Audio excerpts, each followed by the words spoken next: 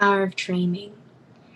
I think it's the ability to listen to ourselves, to truly know ourselves, or to at least try to seek ourselves in a constant journey of change and growth, and knowing that there really is no end to that journey of there is no sort of you've reached the summit, that's it, congratulations, it's all over, because the journey always continues. And so I think the power of dreaming is that ability to keep going and to constantly seek new ideas, new growth, new transcendence, without fear of that change, because change is inevitable. It is the one constant.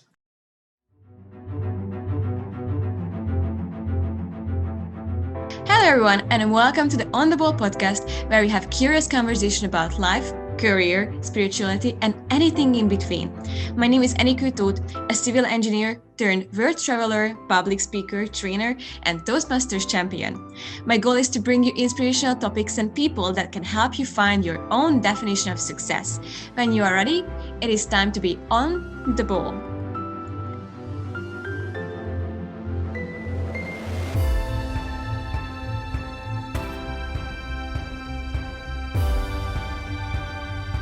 This podcast will be truly inspiring for you and probably for many people you know. So please share the link of the podcast with them. Also, a quick reminder, hit the subscribe and love buttons to get notified about the upcoming episodes. Then share a rating and a review if you like what you are listening to. Today I have a very special guest. I met her quite a few years ago and I was already breathtaken by her thinking and her view on the world. Even when she was a little girl, only 12-year-old, she had a mission to live a dream. She's known as our Dreamtime Traveller, who grew up traveling the world with her family. She has traveled to 52 countries on 6 continents and has been through countless adventures and experiences. She's now an 18-year-old passionate writer and blogger who turned her dream of becoming a professional writer and published author into reality at the age of 14. That was when she published her first book called Dawn of the Guardian, the book that was inspired by her travels. She has been on an international book tour, speaking at conferences, schools, libraries, bookstores, and communities of learning throughout the whole globe: Australia, the United Kingdom, the United States, Canada, Mexico, Romania, and many other countries. She's also a multiple international TEDx speaker, and she has been featured on Daily Mail, the Huffington Post, The Guardian, and many other media platforms across the globe. Our guest today is no one else than Reka Kaponay. If you would like to have a peek into Reka's world, go to her website and definitely check out her book on downloadtheguardian.com and dreamtimetraveller.com. I will also link these together with her TEDx speech in the podcast description. For this episode, we are going to cover Reka's journey around the world, her unique education, and how she found her purpose at a very young age. Our topic today is the power of dreaming. Our Dreamtime Traveller is an incredible young lady who has a huge potential, and I'm happy to welcome this young and inspirational soul to my podcast. Well, it is such a pleasure to see you again. I remember a few years ago when we met, and you were just really a little girl, and you had incredible thoughts on the world and how it should look like. So, what was the inspiration behind calling yourself Dreamtime Traveller? How did that come? Thank you so much for having me here today, Eniko. It's an honor, really. Well, actually, before we ever started traveling around the world with my family, we made a conscious effort to really try and explore some of our own home country first, so here in Australia.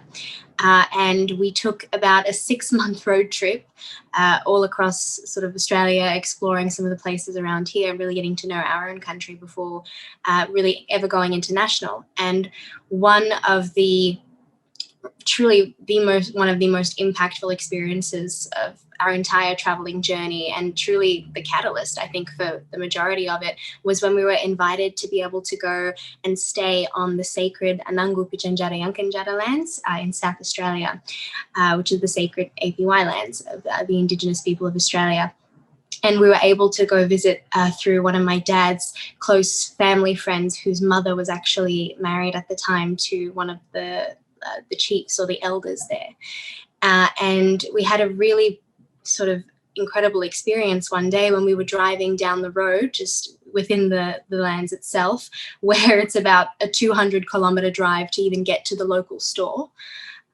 And as we were driving down the road, this old man that we'd never ever seen before in our lives waved us down from the side of the road. And we pulled over and we rolled down the window, and we'd never seen him before in our life, but he looked at us very intently, and he said, "I have been waiting for you, and there's something I'd actually really like to show you, so please come and see."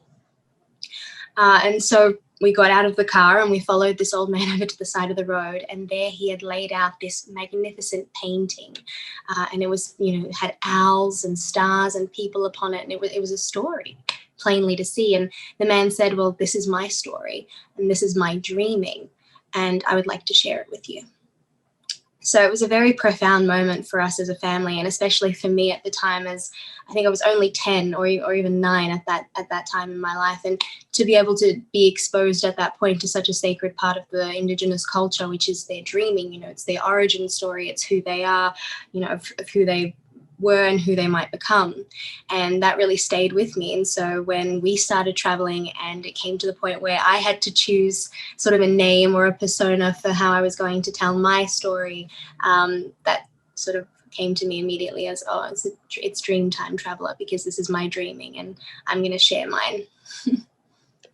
Wow, that's wonderful. And I just have to say, I love the way you tell the story. I immediately felt like that I'm there in the present, and your words were incredibly describing. Like, no wonder you are a wonderful author.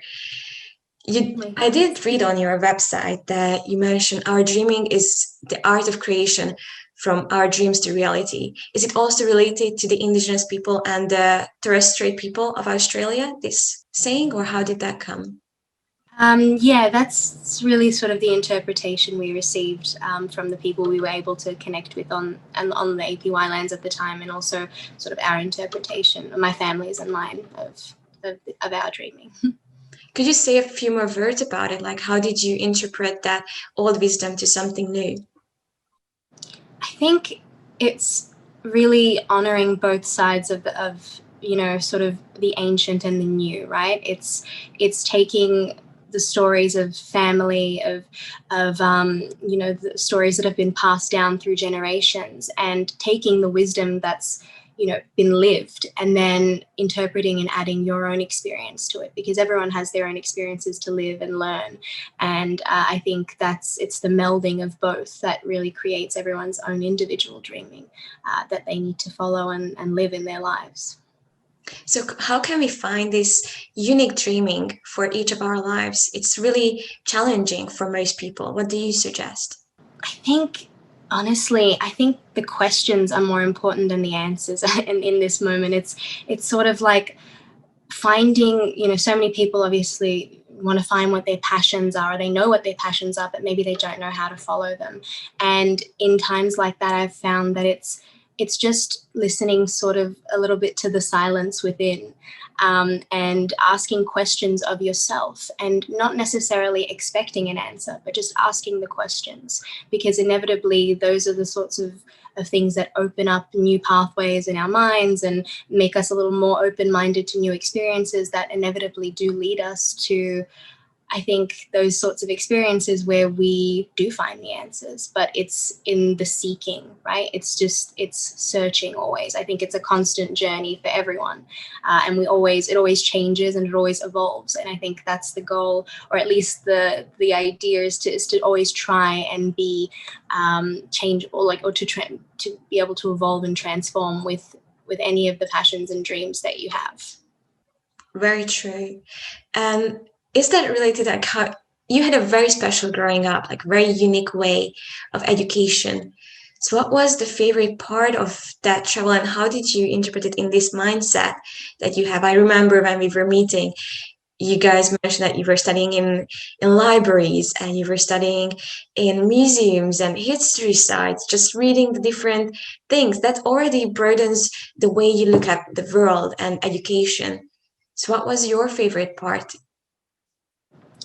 I really think it was that the in the moment inspiration led learning part of it, because something that I'm so grateful for to my parents is that when we started traveling, they actually sat my brother and I down and they said, they asked this very important question, this one little question that was, what would you like to learn? And I think that's a question that so many times we don't ask kids, or we don't ask the people that are learning. And instead, sort of just like, this is what you have to learn it. And instead, so much of the time it loses the passion and the inspiration and the imagination that kids have when it comes to learning those subjects. And so for me, I loved the fact that my parents listened when my brother and I said, I love reading, so I love writing. Let's go to these amazing libraries along our travels. Let's go to the museums where I can actually see and see the places that I once read about. And I love history. That's one of my favorite subjects to learn about. And so that was truly something that I'm always going to be so grateful for, is the fact that I got to go to so many of these castles and, old forts and just monuments and places that I, once only dreamed of visiting about. And then to be able to see them in person and learn from them and learn from the people that we met. I think so many times, we have an idea of what a teacher is, but there's, the people that we met along our travels, I can honestly say each of them taught me something really valuable. And so in a way, they were all my teachers. And so the idea to be able to learn from the people that we met and their cultures and their languages and, the experiences they had, and then to be able to share some of our own and to be listeners and not just storytellers, but to listen. I think that was my favorite part of a bit of an unconventional way of growing up and learning. That's very true. So the next question is how do you think we can implement it into our daily lives? So for those who are not so fortunate, especially in this COVID time, we don't have a chance to travel. So how can we start to implement it in the here and now?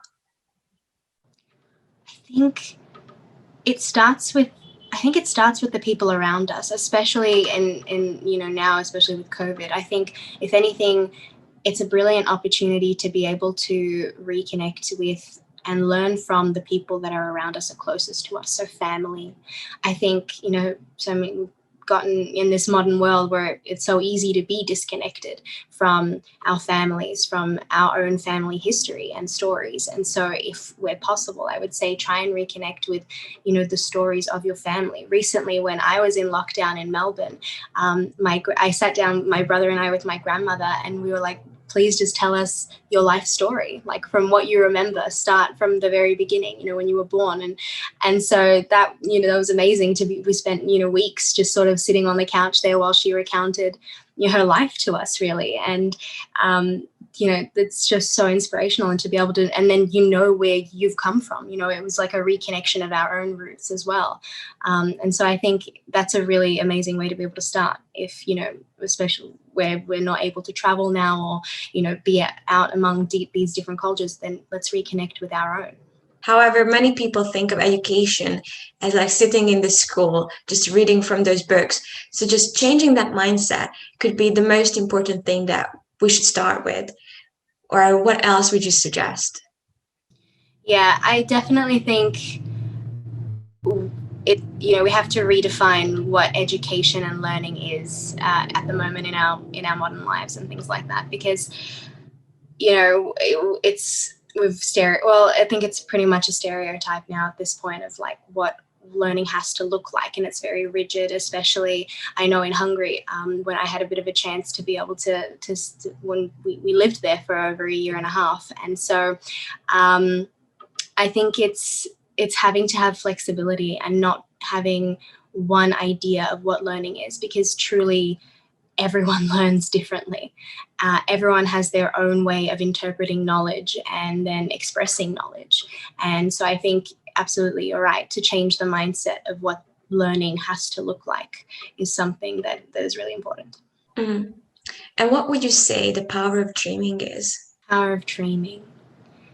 I think it's the ability to listen to ourselves, to truly know ourselves, or to at least try to seek ourselves in a constant journey of change and growth, and knowing that there really is no end to that to that journey of there is no sort of, you've reached the summit, that's it, congratulations, it's all over, because the journey always continues. And so I think the power of dreaming is that ability to keep going and to constantly seek new ideas, new growth, new transcendence, without fear of that change, because change is inevitable. It is the one constant, ironically.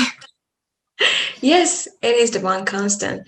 Many people, however, think that dreaming, like, I think we also need to redefine dreaming. So I would like to ask your definition of dreaming, because people just think like dreaming is when I go to sleep and I have a visualization. Dreaming is when I think of my future and I think of something ideal, but it doesn't necessarily mean I take actions towards it. So what would be your definition of dreaming then? I think what you've just explained as well as the prior definition, I think that's just as important, because dreaming is those things as well. When you sleep, or when you have sort of an idea of what you would like to achieve or accomplish in the future, or even in the present. But I think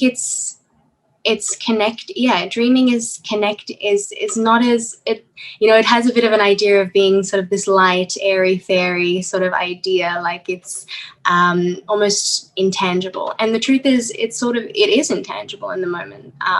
It's not something that you can grasp if you're constantly looking at it from a future perspective. So I think it's really important to bring the dreaming into the present, of here and now. So what are the actions that you can take right now in this moment towards that dream? And I feel like that's the most important aspect of dreaming, is finding the true sort of tangible steps that you can take, and the way that you can connect to that dream now in some sort of physical way, not just through your imagination, which is just as important, but you're already taking steps then towards fulfilling it when you're able to do those things. So I think, yeah. How did you personally do it? So how did you break down your dreams and turn it into reality? It started really with just doing something for the love of it. Like when I first started writing, and when I wrote my first book, like I didn't start writing it thinking this is going to be a book. I experienced sort of this absolute just drive and sort of passion, I guess. I sort of tapped into something that I think I'd always had within me, but was now sort of inspired by the experiences I had that inspired the novel itself in Spain.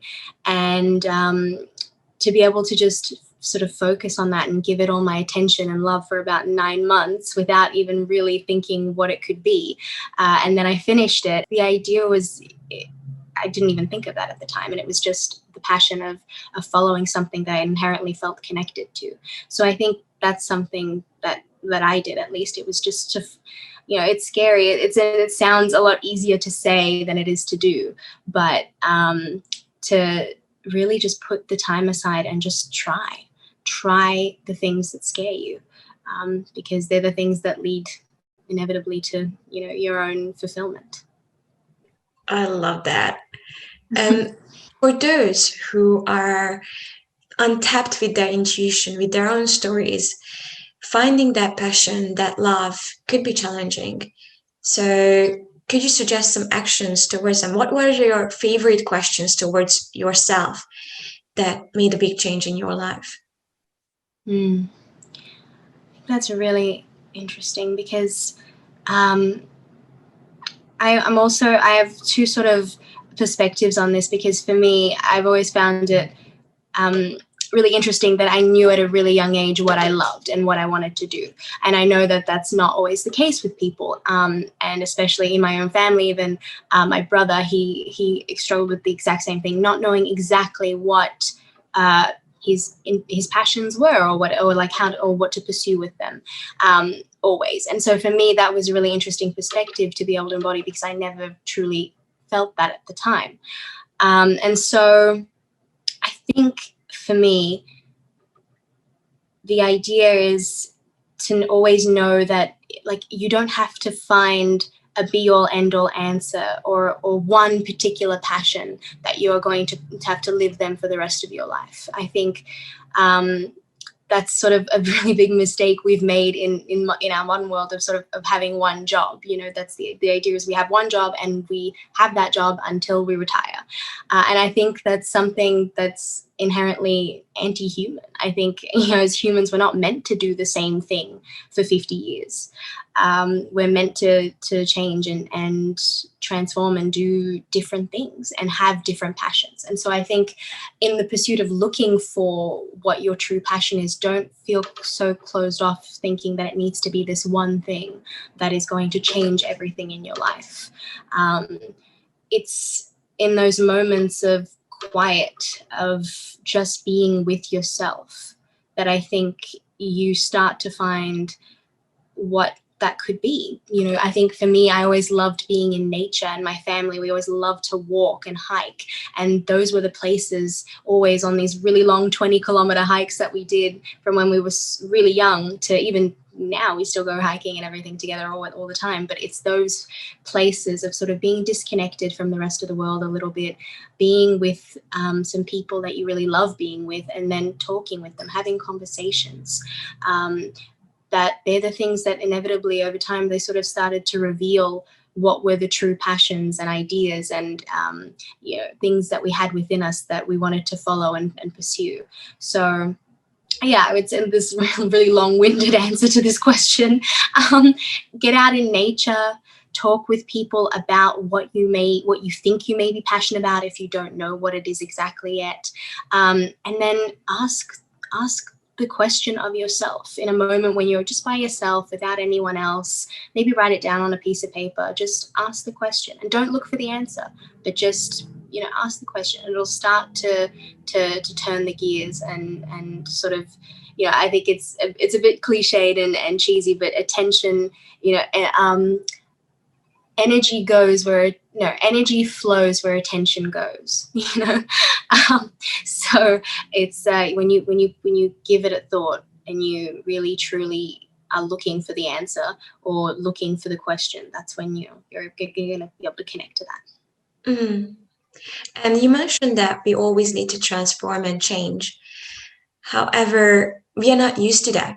Especially during this time, we can see people are getting depressed because of this change, the unexpected, the unknown. How can we overcome that fear that we can actually make that step, that we are not going to stay in the same job, the same environment for those 50 years, but actually take that step and seek for something new? That's a tough question, because even I still feel scared about things changing and the unknown and all that sort of stuff always. So it's not something that's, it can be easy, but the truth is that it's probably not meant to be. The whole idea is that I think, I'm sort of the idea and the mindset that we chose the lives that we're living, and we didn't choose something that we wouldn't be able to handle or take, or something that we wouldn't be able to live through and survive. Yeah, no, you're absolutely right. And so basically what I was trying to say is that it really is a constant quest, I think, to always, I think it's just to put ourselves in those positions of uncomfortableness a little bit. And I know that's not easy, but it's, if you can find sort of just a little way, like some little thing that is different, that you haven't done before. Maybe it's taking a different route to work in the morning, or trying out a place that you hadn't been before, or taking a class that you've never done, but maybe, some sort of new hobby that you've always had an idea about but never tried. And I think they're the little baby steps that I think start that chain of change within us. And I think it's a constant struggle and it's a constant work in progress. But over time, you find that it becomes a little bit more easier and easier every day to be a bit more neutral and go with the flow and malleable and flexible to the things that happen in this world. Because I think a lot of it is sort of waves that we travel, and it's not so clear cut as we may have thought before, but really is crests and waves that we have to travel up and down. and it's sort of staying within our own center of gravity and our own neutrality and core that I think is a bit of a key to sort of surviving that idea of the fear of change. That's beautiful. Like how you interpret it and put it, it's very beautiful. I really enjoyed it. And when you mention, like, one of the main parts that I grabbed out of that one is that we chose this life. We chose to live this world in this time. Could you tell more about it? It's many times related to ancient cultures and how they think. So probably it's something from your travels as well, or isn't it? Yeah, I think for me, I think maybe the idea came from when I was quite young as well. And my family and I, we always, as I mentioned, we'd go on these really long walks. We'd always have these really sort of long conversations that inevitably sort of always took a turn for the spiritual or the esoteric. They always ended up being quite philosophical by the end of it. And I think one of that idea that it always it always resonated with me. And I think maybe it was sort of a combination of the journey, the travel, and sort of meeting with these different cultures from all these different continents. But the idea that we chose this life and we chose these we choose the experiences we have. And I think the idea is that you're the cause and not the effect. And I know that can be quite polarizing, that idea that we're not just sort of at the whim of the world, that really, because it forces people to take responsibility for their own lives and for their own decisions and choices. And sometimes we don't want to do that.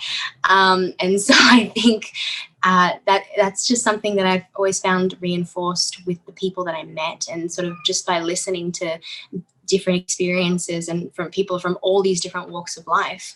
And I always saw that when people were embodying that idea that they were the cause of their own lives, they were not the effect, they were living just so much more sort of empowered, fulfilled lives about themselves, because they weren't letting anyone else sort of dictate that. Even it doesn't matter what the world was saying about them, or their friends, their family. It was that they chose this, and they can survive anything that they have chosen because they've chosen it to experience it and to learn from it and to grow from it and transform. And so I think that, I don't know, that's always just resonated with me, that idea. Is it something like that we say it was my actions that caused this, instead of the world around me is struggling? It is this condition, this situation that doesn't allow me to take a step. Just changing that mindset to something that we have control over.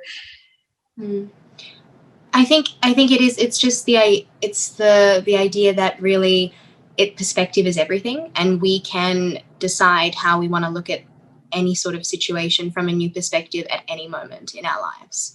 And I think it's more having the just the mindset that even if you're going through a hard time, or there's something really challenging in front of you, it's that this challenge is ultimately there for your benefit, and only good things can come out of it, because you can just change that perspective. It doesn't have to be difficult or tough obviously it is there to challenge you, so you have to travel those waves of difficulty and challenges. But the idea is just to try and have a bit more of an optimistic view.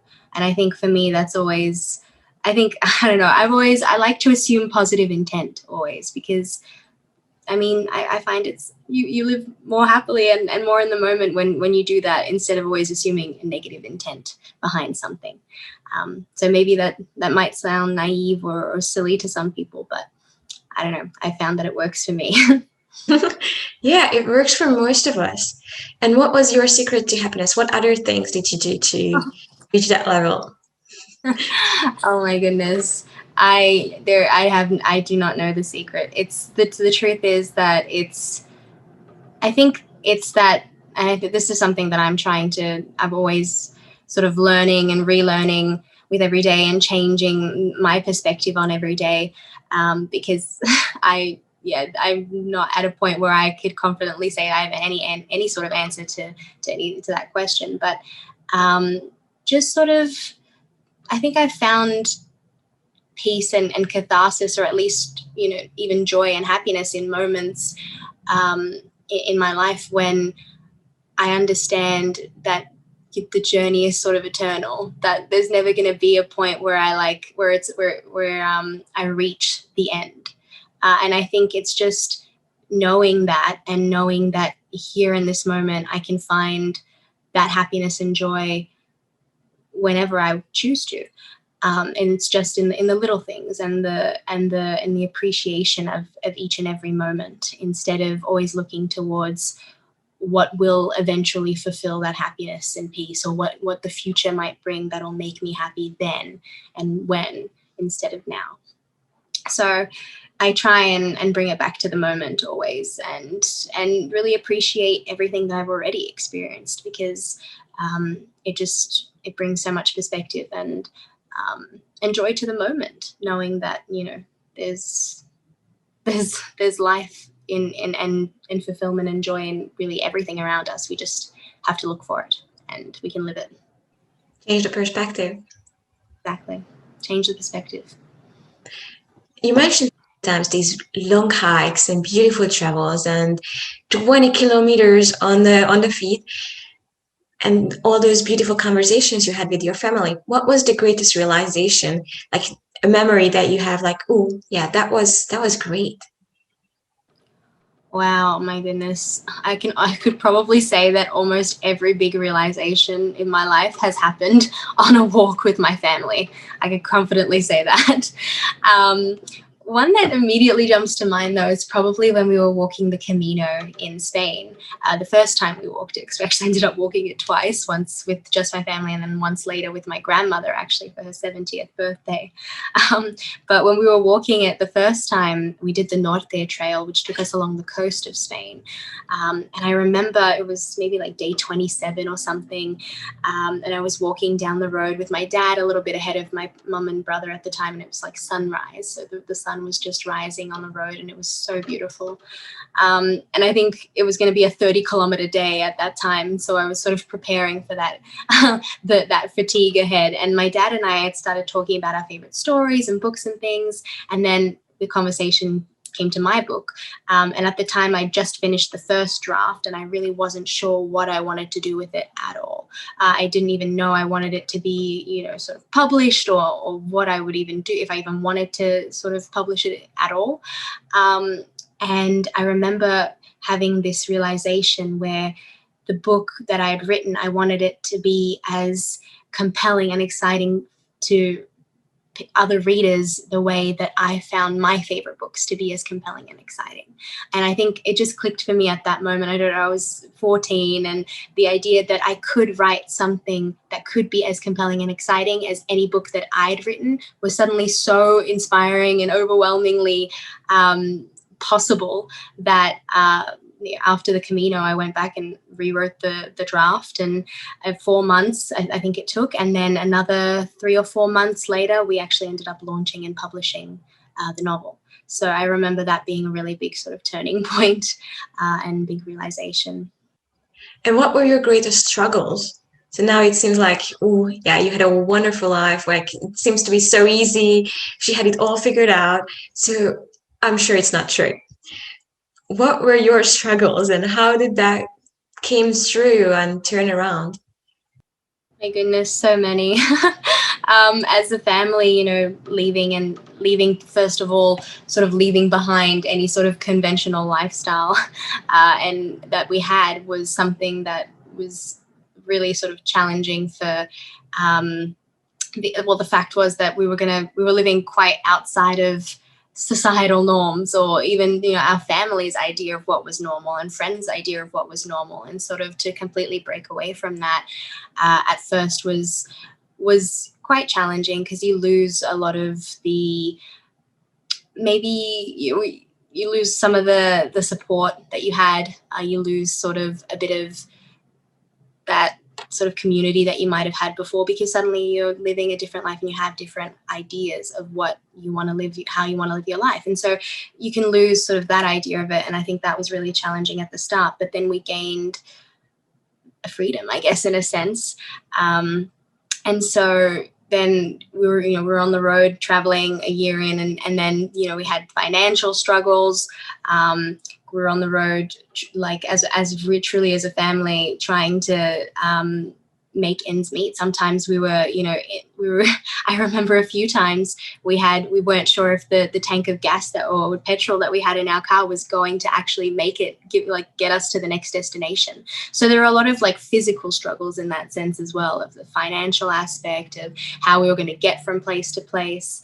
And then, as a family, you're still learning and growing together. So you go through these challenges together, and then there's struggles that you face like that, and sort of how can you sort of how do we be a better family that we could be? So that's a constant journey and challenge. And I think, if anything, travel truly did help us more than it hurt us in any sense. It brought us so much more closer together, because we traveled all these challenges and sort of hardships together, and we got through them together. And I think that was the key there. It was working together in that sense. And how was it for you as a young child to get involved in all the family issues and struggles and problems at a very young age?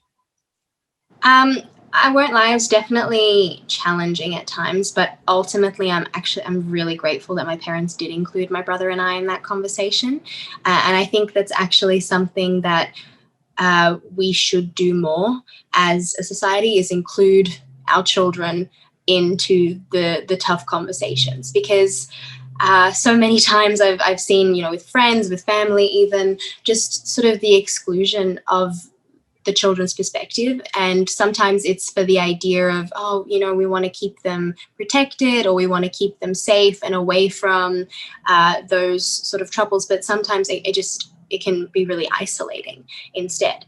And then there's a disconnect between what the parents are going through and what the children are not seeing or understanding as a family. And I think that's something that, can be quite tough on families. And if anything, if the children were a little bit more involved or a little bit more aware of that, they could offer perspectives that maybe the parents don't see. And it always, you can work together through those issues. And so that's something that I'm really grateful that my parents did include my brother and I in the conversation of sort of our finances, in sort of the challenges that we were facing with travel, with family, with other family and friends, and all sorts of those really sort of sometimes heavy conversations. But I'm ultimately very grateful for that, because it made me a lot more aware and a lot more, I'm really grateful for that perspective. Mm. And storytelling itself is a family trait for you, like mentioned many times before. Even your dad mentioned, like, telling stories, listening to stories. But what was your favorite story that you heard from someone else? Oh my goodness. There are so many. I honestly don't think I could pick one. Yeah, because truly there were so many stories of sort of from local Indigenous people that we were able to hear, but then people that we met while traveling, and just hearing about, their own different in life, and just sort of, even funny stories that we would tell around a dinner table when we decided to make dinner together at a sort of a hostel or a little backpackers hostel or anything like that. And, in a RV camp, where we were sitting around a fire with 10 other families who were also, in RVing around, and in a camper van with their families. So there's too many to choose from, honestly. I'm going to be a bit specific then. After that dreaming story that you mentioned in the beginning, what was another life-changing story that you heard?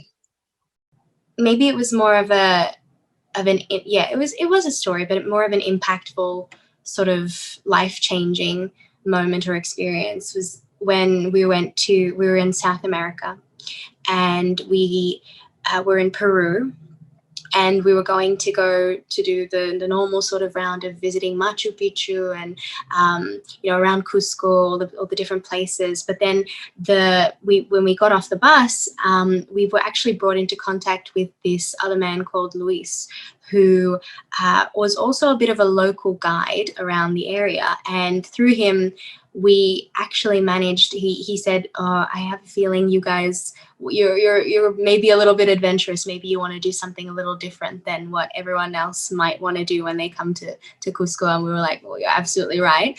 What do you have in mind? And he had a connection to this village at 5,000 meters in the Andes Mountains, this village that no other foreigner had been to except for this one National Geographic photographer from Japan. And so he took us there. So we were able to go to this village at 5,000 meters in the Andes Mountains of Queros Comunidad. And it was the Quechua people there, so they didn't even speak Spanish. And so it was a really interesting way of listening to a story there when, maybe you don't speak the same language, but you can still tell stories and you can still understand that about each other. And I think that's something that's really sort of a magical part of travel and even like the way humans can communicate with each other, right? But yeah, I remember we were there and then we were invited to go and sit in their church while there was a bit of a service, and just the singing and sort of the storytelling that was in their language at the time. So it was like we weren't understanding exactly what was being said, but we did understand what was being said, if that can make any sort of sense. And I remember that experience was really sort of really profound and memorable for me as a 12-year-old, and that stayed with me, or that's constantly stayed with me, to remember that place where they lived in these little bluestone huts without any sort of electricity or running water or any of sort of the comforts of modern life, and yet the fact that they were able to have such a strong connected community and that there was such joy in a place like that is something that I've always tried to carry with me onwards on the journey. To understand each other without speaking a language, that's tough. But when we do get connected with ourselves, I guess we get more connected with others. So even though we don't speak the same language, we can still understand each other. It's very interesting. Yeah. What is the next plan? What is the next plan? Well, at the moment with COVID, we are back home in Australia, but for the first time in 10 years. So I haven't lived in Australia for over 10 years of my life. And so it's the next plan at the moment has really been just sort of creating a bit of a different life here as well. And being in one place and finding the sort of spontaneity and sort of adventure that we were so used to and sort of accustomed to with travel here in Sydney. So I've never lived in Sydney. I was born in Melbourne. My dad is from Sydney, but this is the first time in my life that I've lived here.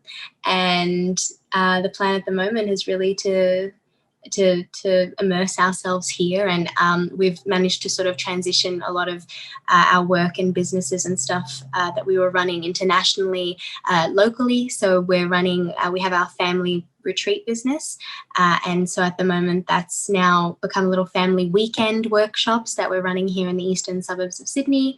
I'm writing. I've actually been writing the sequel to my first novel for quite a little while now, and I'm getting quite close to the end.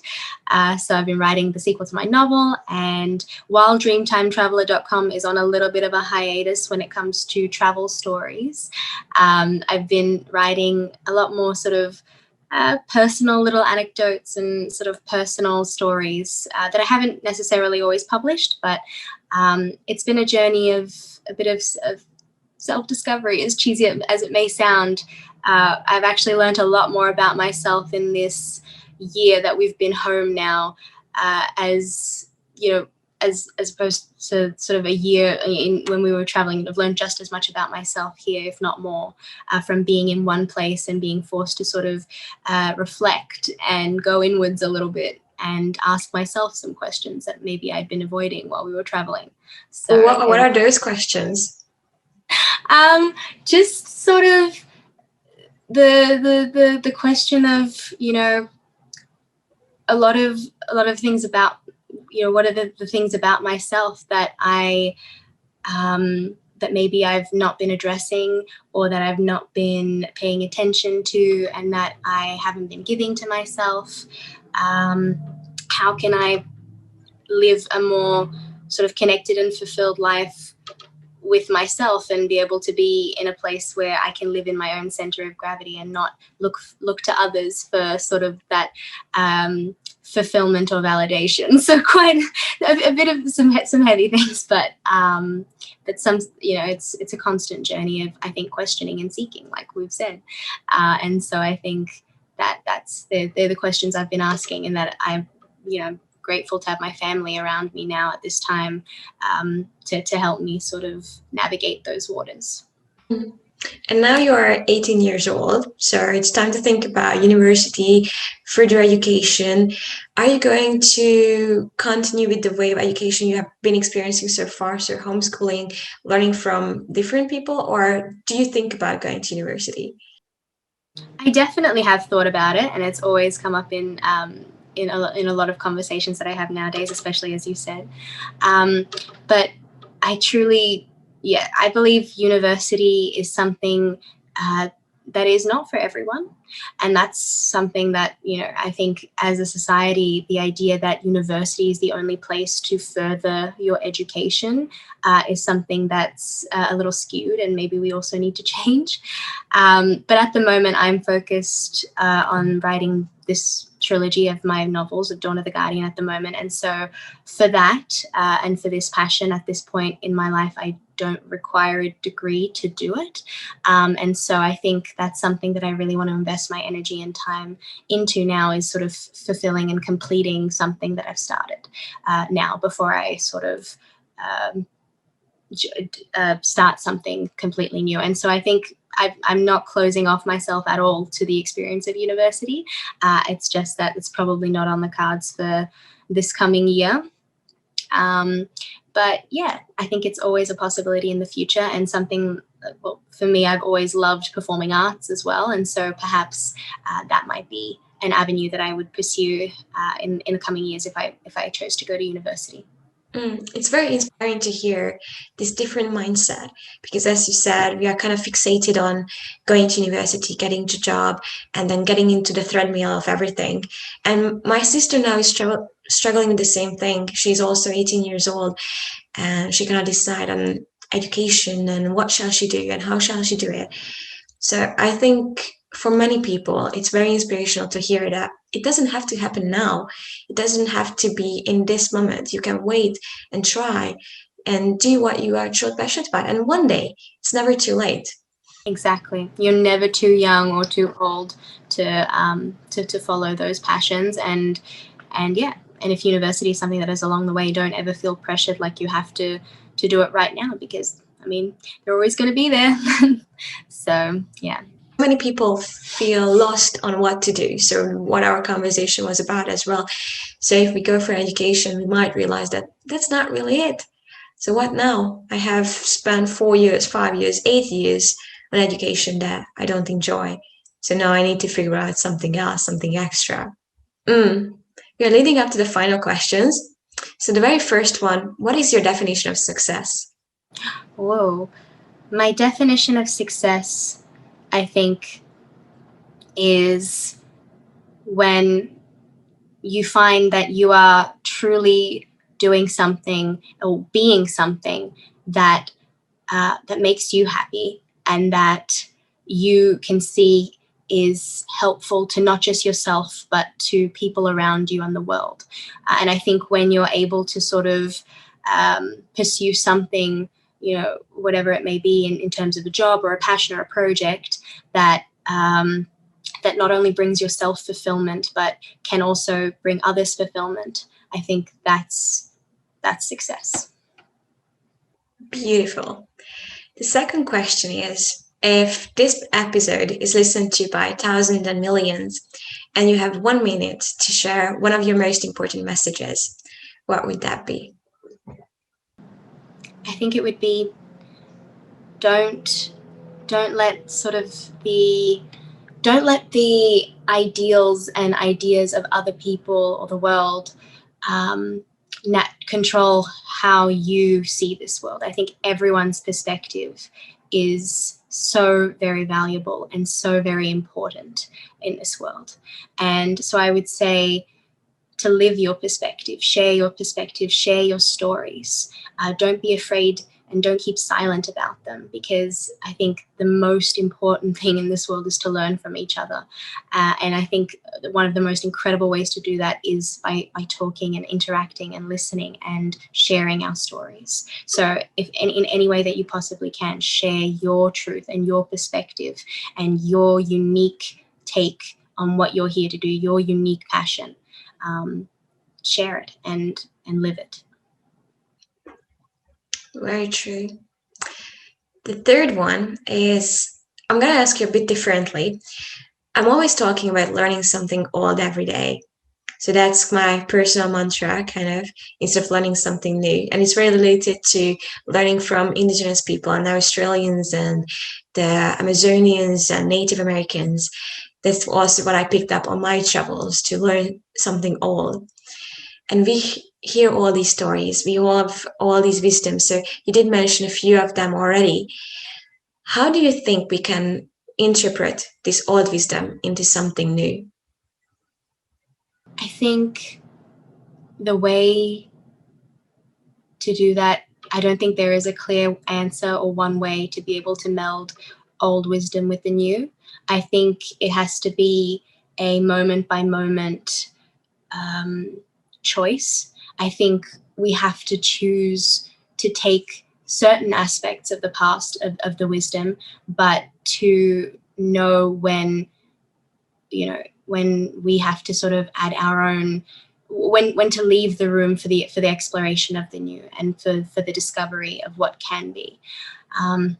So I think it's a very fine line, but it can be, I think it can be a beautiful sort of tapestry. I think we need to weave that story together. And I think that's something that we can do by bringing families closer together, by reconnecting to community. I think we've sort of lost a lot of our local communities, our roots around us.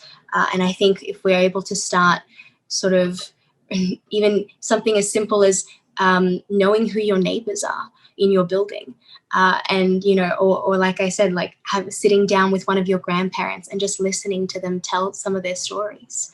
I think those are the very sort of small little practical things that we can do now that will eventually lead to bigger ideas and better ways to be able to integrate old and new knowledge. But we have to start somewhere, and I think we need to start at home, start with community.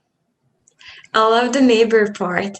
I think don't know our neighbors. And actually, that kind of clicked in my head. I was watching this documentary called 12, and it's about inviting Indigenous people to the UN and trying to figure out how to incorporate their knowledge into politics and different things.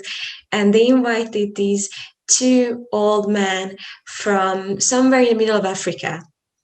And when they arrived to New York, they were like lost. They're like, look at these people. They don't say hi to each other. Like, what is happening in this world? People don't know. Okay, let's knock on doors and try to know who is around us, even in the hotel. It's just such a different mindset that most people have. But this is where we evolved from. That knowing each other's stories and learning from each other. And a final question is, both you and your dad are interviewed quite often and get asked many questions. I could read it on your platform as well, different websites, interviews, and I've also probably asked questions that have been asked from you before. What are the questions that hardly get asked though, and you think it's really important to ask? think actually this interview that I've had, you've asked a lot of questions that a lot of people don't usually ask. So I think those questions that you asked of, what does your own personal dreaming mean to you? What does dreaming mean at all to you? I think, these are the questions that we need to constantly ask ourselves. What are the, I think it has to be a constant sort of questioning of ourselves. And I think we can't ever get too complacent in that, because I think too many times it's easy to sort of lose ourselves in a lot of different layers of comfort, or even sort of denial of, and not wanting to ask ourselves those hard questions, because the unknown and the uncertainty of it can be scary. So I think those are the types of questions that we, regardless of the fact that they could be challenging to answer, we need to ask, because they're the things that will lead us to be better and to be different, and to invite that change that this world really does need into our lives. Beautiful. Thank you so much, Reka. It was a pleasure to have a conversation with you and see you again. You are such an incredible young lady, and I cannot believe the potential in front of you. You speak beautifully, and your stories are captivating. That's the only thing I can say. I was drawn to everything that you said during this conversation, and how you describe the different things in your stories. It's just beautiful, I have to say that. And I cannot wait for your next book. So please share that with me when it's finished, and then I can share it with others too, and then with the listeners, and I could read it too, because I think it's going to be incredible. And I wish you the greatest and most beautiful dreams that you can wish for, and make them a reality. Thank you so much, Eniko. It's been an absolute pleasure talking to you, and it's always a pleasure to talk to you, and to be able to sort of have a bit of, I think with talking with you, it's always an adventure, and of into myself too. I always question and have such a brilliant time of discovery with you. So thank you so much for having me, and for letting me share some of these stories today. Thank you.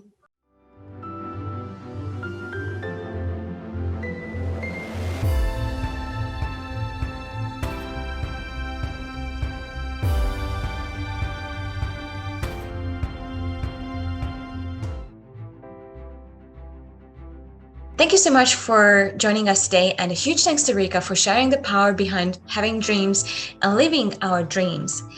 My favorite part was when Reka talked about her meaning of dreaming and what impact traveling had on her own journey. What is dreaming for you? I would love to hear that, so please share that with me in the comments. Also, if you have any questions to me, feel free to send me a message on social media. You can find me on Facebook and Instagram, or send me an email to ontheballwitheniko@gmail.com. If you have a guest suggestion, or you would like to hear from a specific expert on a specific topic, please share that with me as well, and I will do my very best to fulfill your suggestions. If you found this episode motivating, make sure that you share it with others, and text this to your friend right now who you think would be inspired by this story. The best way to live a happy and fulfilled life is to serve others. So share this episode with people you care about. It has no cost, but will elevate them and make their lives even better. If this is your first time here, click that love and subscribe buttons, and make sure that you leave a rating and review. I would love to hear your thoughts and feedback on how this message lifted you up, brought you a change into your life. I would also love to hear your own definition of success. I'm so grateful for your support, sending love and great health to you all. And now it is time for you to be on the ball.